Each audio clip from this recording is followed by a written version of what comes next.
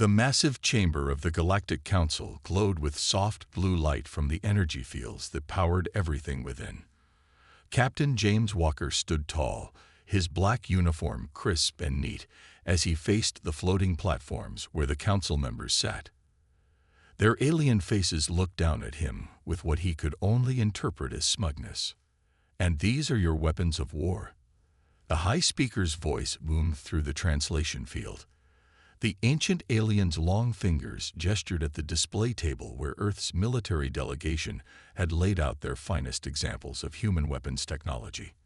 A modern assault rifle, a heavy machine gun, and even a portable rocket launcher sat there. "Yes, honored Speaker. These represent some of our most effective military tools," Walker replied calmly. He had practiced this presentation for weeks, knowing this first contact meeting would shape humanity's future. The laughter started with one of the younger council members, a being with metallic skin who pointed at the assault rifle. "They still use chemical propellants. Look, they throw tiny metal pieces with explosions." The laughter spread through the chamber like a wave, echoing off the crystalline walls. Walker felt his jaw tighten, but kept his diplomatic smile in place. Next to him, General Roberts' face had turned slightly red, but the old soldier maintained his composure. The High Speaker raised a hand, and the chamber fell silent. "Captain Walker, surely you jest. We expected more from a species that has achieved faster than light travel. Where are your plasma weapons? Your particle beams? Your force field projectors?" "We find our current weapons technology quite effective, Speaker. These arms have protected our world through countless conflicts." Another council member floated forward, this one wrapped in what looked like living light. "Let me demonstrate why your weapons are obsolete." With a gesture, the alien activated a personal shield. A shimmer of energy surrounded their form. "This is standard civilian protection technology. Every child in the civilized galaxy has one." Walker watched as the alien picked up the assault rifle with their energy manipulators. The weapon looked almost comical in the being's grip. "Observe." The council member aimed at a target drone that had appeared and pulled the trigger. The rifle cracked loudly in the chamber, making several council members jump. The bullets hit the drone's shield and passed right through, shredding the machine behind it. A sudden silence fell over the chamber. The High Speaker coughed slightly. "A malfunction in the shield. Obviously, our technology is far beyond such primitive attacks." Walker saw the quick glances between council members, the subtle shift in their postures. They hadn't expected that. He had studied enough alien body language to recognize concern when he saw it. Now, the High Speaker continued, voice firmer, "Let us discuss the real reason for this meeting. Earth sits on valuable trade routes. The Council has decided to extend its protection to your world. We will require your complete submission to Council authority, of course, for your own safety. And if we decline this generous offer," Walker asked quietly, "that would be most unwise." The High Speaker's translator couldn't quite hide the threat in those words. "You have 30 standard days to submit your acceptance. We suggest you use this time wisely." As Walker and his team were escorted out, he caught snippets of conversation from the council members, their translation fields still active. "Primitive species. Need guidance. Cannot allow them to remain independent." Walker smiled slightly as they reached their ship. He activated his secure communicator as soon as they were aboard. "Admiral Brooks." "Yes, sir. It went exactly as intelligence predicted. They underestimate us completely." He looked back at the massive council station through the view screen. "They laughed at our guns, sir." "Yes, sir. I think we should proceed with Operation Surprise. They won't be laughing for long." As Earth's first diplomatic ship pulled away from the station, none of the council members noticed that the weapons they had laughed at were merely props. None of them had scanning technology calibrated to detect the subtle differences between real gunpowder and the harmless substitute the humans had used. The real weapons remained safely on Earth, waiting, and they were far more dangerous than anything the Council had seen today. Admiral Thomas Brooks stood at the window of his underground command center, watching personnel rush back and forth across the massive screens that covered the walls.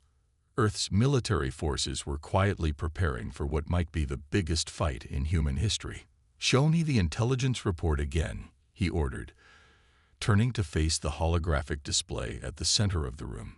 The AI system brought up images captured by stealth drones that Earth had secretly sent out after first contact. The pictures showed dead worlds, planets stripped of resources, their populations enslaved. All of them had one thing in common. They had been protected by the Galactic Council. "Sir," called out Major Lewis from his station, "you need to see this." He brought up a new video on the main screen.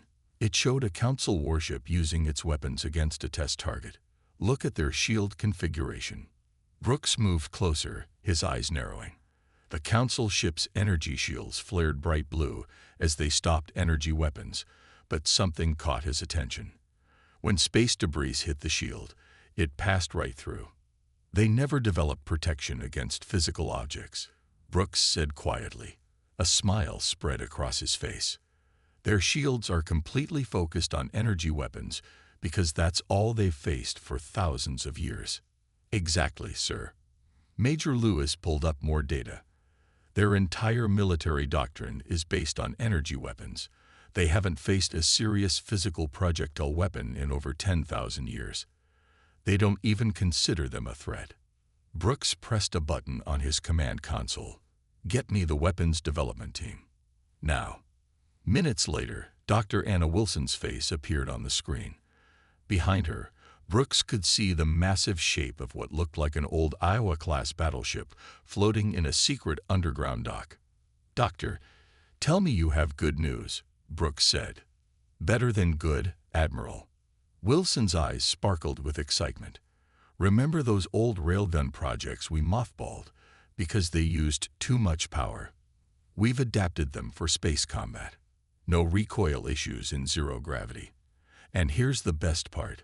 We've tested them against captured Council shield technology." She played a video showing a test firing. The railgun's projectile, moving at a significant fraction of light speed, passed straight through the alien shield and obliterated the target behind it. "Their shields might as well be tissue paper against our kinetic weapons," Wilson continued. "They're so focused on stopping energy attacks, they've completely forgotten about basic physics." Brooks nodded slowly. "How many ships can we outfit in 30 days? "We've been working round the clock since Captain Walker's report. We'll have 50 ships ready, including 3 carrier groups modified for space operations, old weapons, new delivery systems. The Council won't know what hit them," Brooks said. He turned to address the command center. "Listen up. What I'm about to tell you is now classified at the highest level." The room fell silent as Brooks walked to the center platform. "The Council thinks we're primitive. They think our weapons are jokes. Their overconfidence will be their downfall. While they're laughing at our primitive technology, we'll be preparing a surprise they haven't seen in millennia. Good old-fashioned kinetic bombardment." He brought up a hologram of Earth's defense plan. "We're going to show them why humanity never abandoned physical weapons. Sometimes the old ways are the best ways."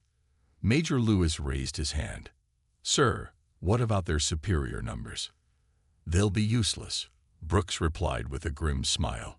"You can have all the fancy energy weapons in the galaxy, but they don't mean much when a tungsten rod moving at relativistic speeds tears through your ship like it's made of paper."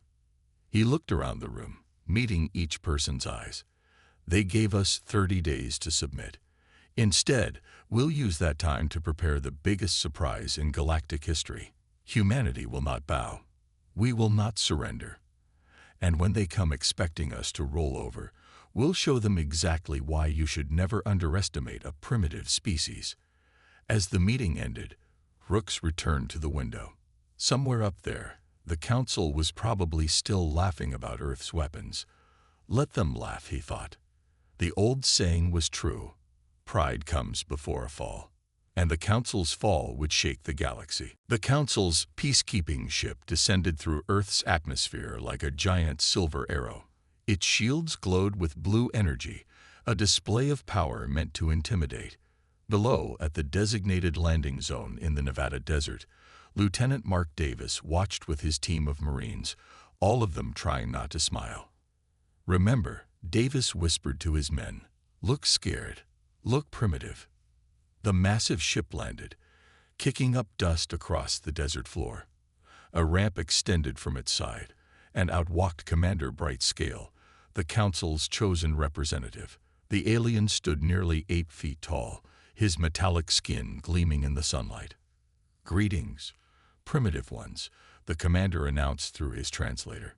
"Your 30 days are up. We assume you're ready to submit to Council protection." Davis stepped forward, wearing a simple uniform with no visible weapons. "Commander, we wish to discuss terms first." "There are no terms to discuss."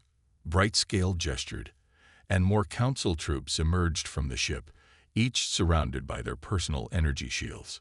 "You will submit, or we will demonstrate our power." Davis noticed how the alien soldiers carried only energy weapons, just as intelligence had predicted. No physical armor, just their precious shields. "Perhaps," Davis said carefully, "you'd like to see our submission gift first." He gestured to a covered object behind his team. The commander's metallic face showed what might have been amusement. "You believe you can bribe the Council?" "Not exactly." Davis pulled the cover off, revealing what looked like an old naval gun mount. Before the aliens could laugh, he pressed a button on his wrist control. The primitive weapon suddenly hummed to life, ports opening along its barrel to reveal advanced cooling systems. It was Earth's newest railgun, disguised to look ancient. "What is this foolishness?" Brightscale started to say, but Davis had already given the signal. The railgun fired. The sound was like thunder, but the effect was more impressive. The hypersonic projectile passed through the commander's shield as if it wasn't there, along with the shields of 3 soldiers behind him. All 4 aliens went down before anyone could react. The remaining Council forces stood frozen in shock. Their impenetrable shields, the technology they trusted for millennia, had failed instantly. "Impossible," one of them shouted. "Our shields only stop energy weapons." Davis finished for them. "You forgot about basic physics while you were busy becoming advanced." More Marines appeared from hidden positions, all carrying modified railgun rifles. The Council troops raised their energy weapons, but they were suddenly very aware of how useless their shields were. "Now," Davis said calmly, "about those terms." One of the alien soldiers fired his plasma weapon. The beam splashed harmlessly off the Marines' own shields, simple metal plates angled to deflect energy. The return fire was much more effective. More Council troops fell, their shields useless against physical projectiles. The remaining aliens retreated to their ship in panic. As they took off, Davis spoke into his radio. "Command, Phase 1 complete." They took the bait. From hidden bunkers across the desert, missile silos opened. But these weren't ordinary missiles. They were kinetic kill vehicles designed for space combat. As the Council ship broke atmosphere, thinking it was safe, 12 of these weapons locked onto it. In orbit, the Council ship's captain was sending an urgent message. "The primitives have weapons that bypass our shields. We need." That was all he managed before the kinetic kill vehicle struck. The mighty Council vessel shattered like glass, torn apart by weapons its defenders had considered obsolete centuries ago. Back on the ground, Davis looked at the fallen commander's body. "Should have kept laughing at our guns," he said quietly. "Now you know better." His radio crackled. "Lieutenant, orbital sensors detect multiple Council ships entering the system. Looks like the main invasion force." Davis smiled. The Council was responding exactly as predicted, with overwhelming force and complete confidence in their superior technology. They had no idea they were flying into the biggest trap in military history. "Let them come," he replied. "Earth is ready." In space, Hidden behind Earth's moon, 50 ships of humanity's new fleet waited silently. Their weapons weren't fancy or beautiful. They didn't glow with energy or make impressive sounds. They just worked. And they were about to change the galaxy forever. The Council fleet emerged from hyperspace like a swarm of angry hornets. 500 ships, their energy shields creating a beautiful blue glow against the black of space. They expected to find Earth defenseless. Instead, they found hell. All ships, weapons-free. Admiral Brooks commanded from his flagship, the renamed U.S. Montana. The old battleship, now converted for space warfare, had been waiting behind Earth's moon with the rest of humanity's fleet. The Council's Supreme Commander's voice boomed across all channels. Primitive humans, your attack on our peacekeepers will not go unpunished. Surrender now or... Brooks cut the transmission with a wave of his hand. Let our guns do the talking. Launch Operation Iron Rain. Across the human fleet, launch bay doors opened. But instead of energy weapons or missiles, they released thousands of small dark objects. To the Council's sensors, they looked like space debris. The primitives are throwing rocks at us. One Council captain laughed over the open channel. They weren't rocks. The small objects were tungsten rods, accelerated to near-light speed. When they hit the Council ships, their shields didn't even flicker, because they weren't designed to stop physical objects. The rods punched through hulls like they were made of paper. 20 Council ships erupted in silent explosions before they realized what was happening. Impossible. The Supreme Commander's voice had lost its arrogance. All ships, adjust shields tow. Too late, Brooks muttered. Launch the main assault. The human fleet emerged from behind the moon. The Council commanders barely had time to be confused by their primitive appearance before the real attack began. Modified naval guns, now powered by electromagnetic acceleration, fired shells at speeds that would have been impossible in atmosphere. Railguns mounted on swivel turrets launched continuous streams of hypervelocity projectiles. Old missile silos had been converted to launch mass driver weapons. Council ships exploded by the dozens. Their energy weapons fired back, brilliant beams of plasma and laser light filling space. But the human ships had been built with this in mind. Their hulls were angled, covered in ablative armor designed to reflect or absorb energy weapons. "Sir," a young officer called out, "they're trying to adapt their shields." Brooks nodded. This was expected. Launch the nukes. From Earth's surface, hundreds of missiles streaked upward. The Council fleet's commanders laughed again. They had defenses against nuclear weapons. Their shields could easily stop the radiation and heat. But these weren't normal nuclear weapons. The warheads detonated before hitting the shields, creating clouds of hypervelocity shrapnel. The shields, still configured to stop energy, did nothing as thousands of radioactive metal fragments tore through their ships. This is impossible. The Supreme Commander's voice was almost a scream now. You're nothing but primitives. Your weapons are obsolete. Obsolete, Brooks replied, finally opening a channel. No, we just never forgot the basics while we were advancing. Here's a physics lesson. Kinetic energy doesn't care about your fancy shields. The battle lasted less than an hour. When it ended, over 300 Council ships had been destroyed. The rest were retreating in panic, their crews finally understanding a truth that humanity had never forgotten. Sometimes the simplest solution was the best one. On the Montana's bridge, Brooks watched the retreat with grim satisfaction. Status report. 15 ships lost, sir. 32 damage. But we destroyed or disabled over 60% of their fleet. Brooks nodded. The cost had been high, but they had proven something important today. Humanity wasn't just ready to defend itself, it was ready to take the fight to the Council. Send word to Earth Command, he ordered. Phase 2 is complete. Begin Phase 3. As the message was sent, Brooks looked at the debris field that had once been the Council's invasion fleet.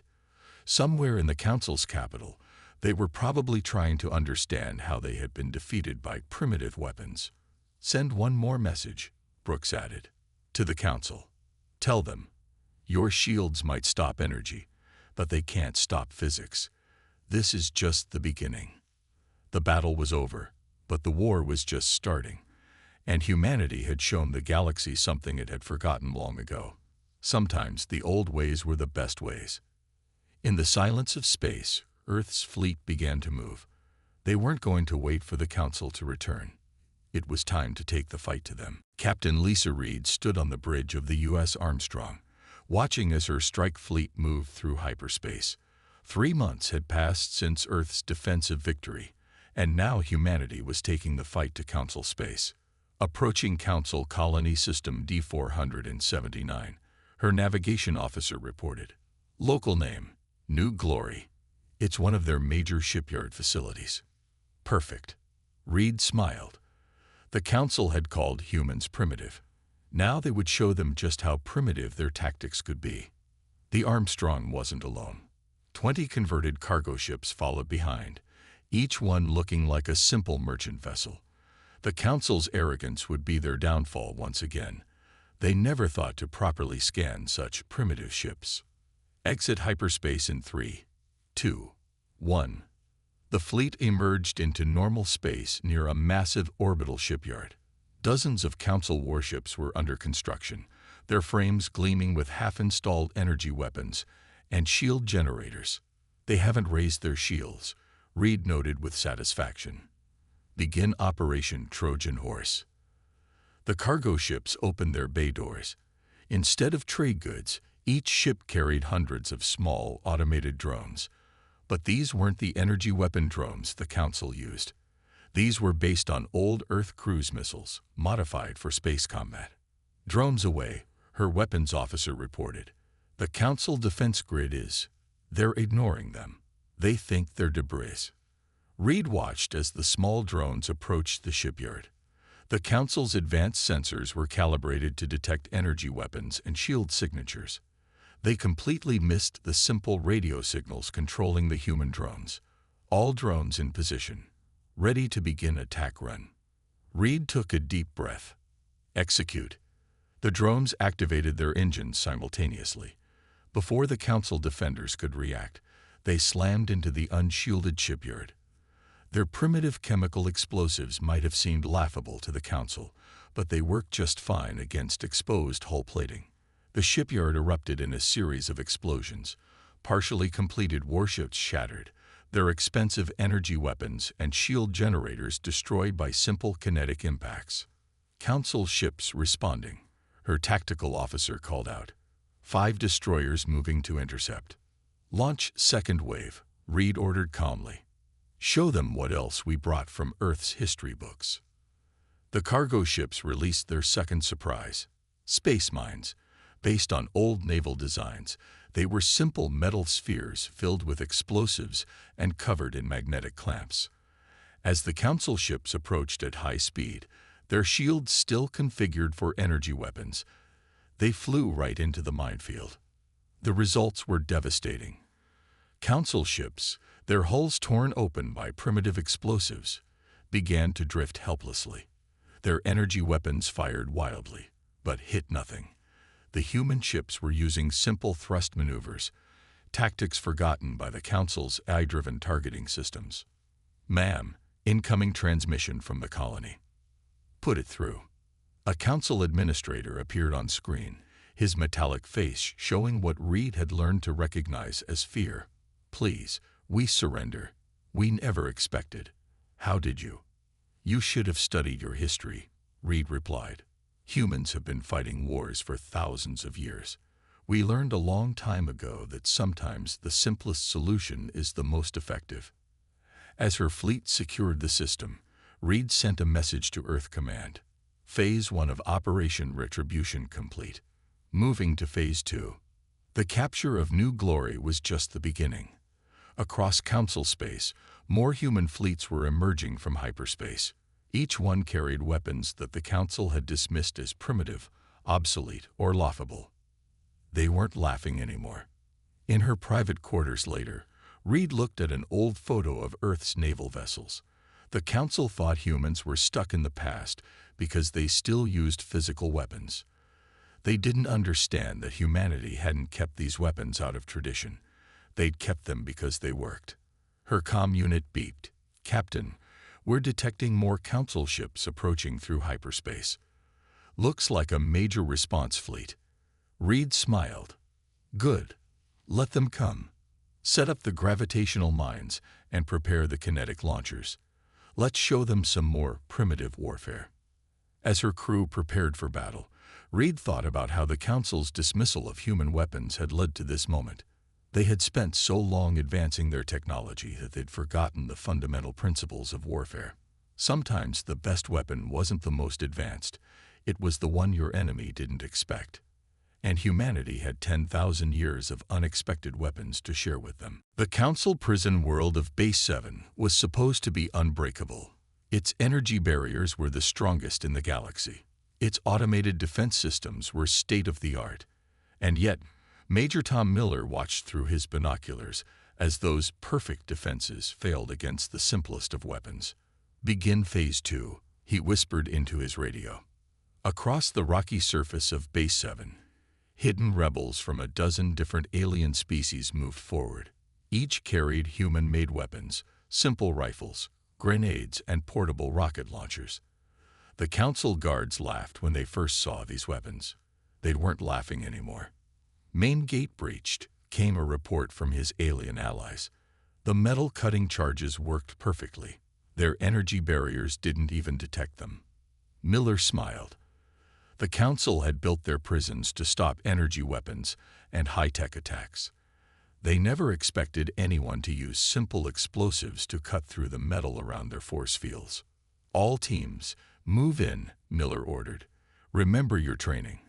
Keep it simple. Keep it effective." The revolution had been brewing for months.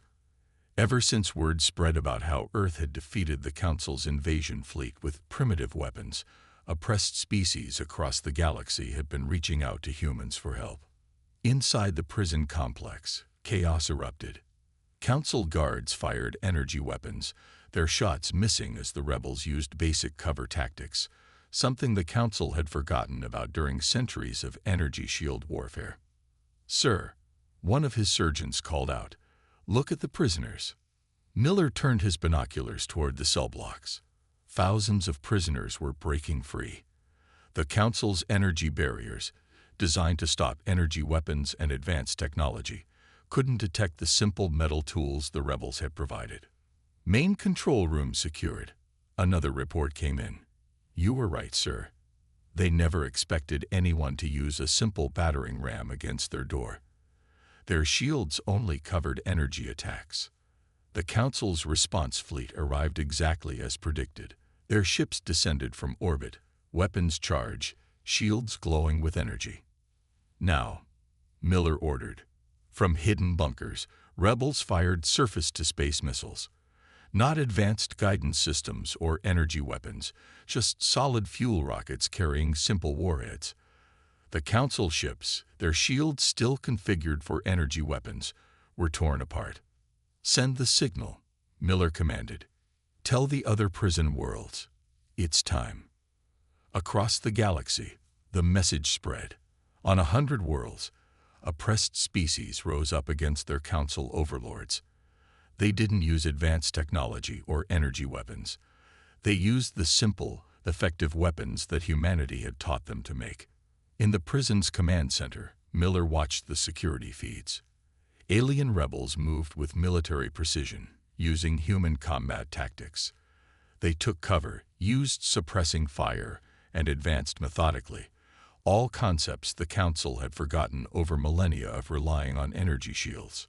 "Sir, incoming transmission from Earth Command," his communications officer reported. Admiral Brooks appeared on the screen. "Major, status report." "Base 7 is secured," Miller replied. "The rebels performed perfectly. They remembered everything we taught them about old Earth warfare." "Excellent. And the other prisons?" Miller checked his tactical display. "Reports coming in now. 15 facilities liberated in the past hour. The Council never expected their slaves to use physical weapons. They thought they had all warfare technology monitored. They forgot that the simplest solutions are often the best, Brooks said with a smile. Phase 6 is complete. Prepare for Phase 7. As the transmission ended, Miller walked to the prison's balcony. Below, he saw council guards being led away by their former prisoners. Their energy shields had been disabled by simple EMP devices, another primitive technology they had dismissed. An alien rebel leader approached him, her scaled skin reflecting the light. The others want to know, will Earth continue to support us? Miller nodded. Earth remembers what it's like to fight against those who think they're superior. We'll keep providing weapons and training until every species is free. The Council called us primitives for accepting your help, she said. They said we were embracing backward technology. Let them think that, Miller replied. While they laugh at our primitive weapons, we'll keep winning battles. Sometimes the old ways are the best ways. Across the galaxy, the revolution was spreading. The Council's empire, built on arrogance and advanced technology, was being torn apart by the very weapons they had mocked. And it was only the beginning. 1 year after the prison break at Base 7, the Grand Hall of the Council chamber looked very different. Gone were the floating platforms and energy fields that had once displayed the Council's power. Instead, simple chairs surrounded a round table, a design humans had suggested. Admiral Brooks sat at this table, representing Earth. Around him sat representatives from 30 different species, including several former council members who had supported the revolution. At the center of the table lay a simple wooden gavel, a symbol of how things had changed. The final council stronghold surrendered this morning, Brooks announced. Their last fleet tried to use experimental super shields against our weapons.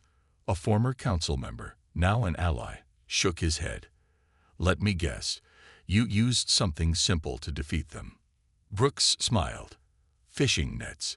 We modified old space debris cleanup nets, caught their ships, and pulled them into each other. All their advanced shields couldn't stop simple physical contact. Laughter filled the chamber, not mocking laughter like before, but the warm laughter of shared understanding.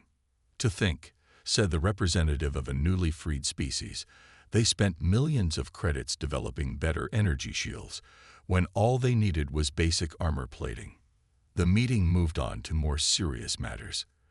The galaxy needed a new system of governance, one that wouldn't repeat the Council's mistakes. Earth proposes a new alliance, Brooks said, standing. Not based on technological superiority, but on mutual respect and shared knowledge. We call it the Galactic Defense Coalition. He activated a simple hologram showing the proposed structure. Every species brings something valuable. Some have advanced energy technology. Others have biological innovations. Earth offers its military experience and primitive, but effective weapons. And what stops this coalition from becoming like the old Council?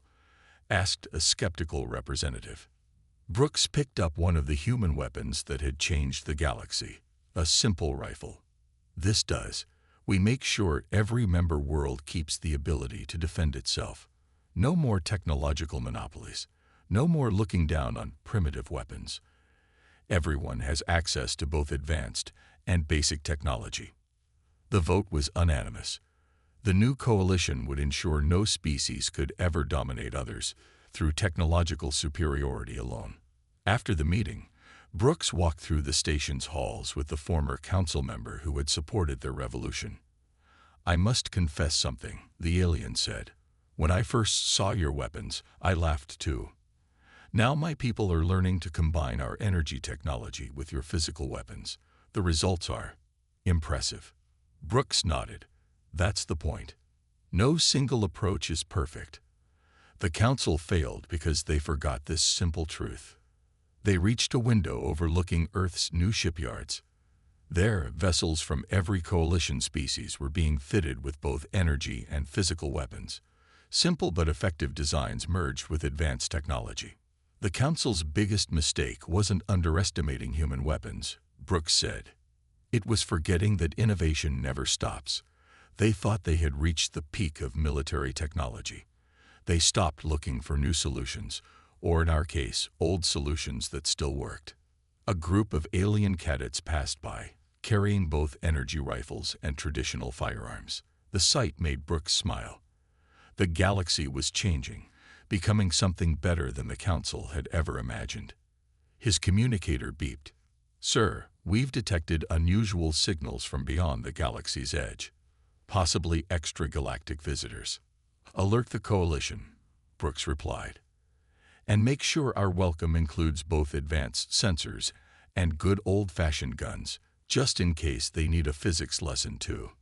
As he looked out at the stars, Brooks thought about how far they'd come. The Council had laughed at human weapons, calling them primitive and obsolete. Their laughter had stopped when those same weapons tore through their defenses. Now, a new age was beginning, one where no one would make the mistake of underestimating primitive technology again. The old Council chamber, once a place of mockery and arrogance, now stood as a symbol of unity and shared strength. And somewhere in its walls, echo of that first laughter still remained. A reminder that sometimes the best weapon isn't the most advanced one. It's the one that works.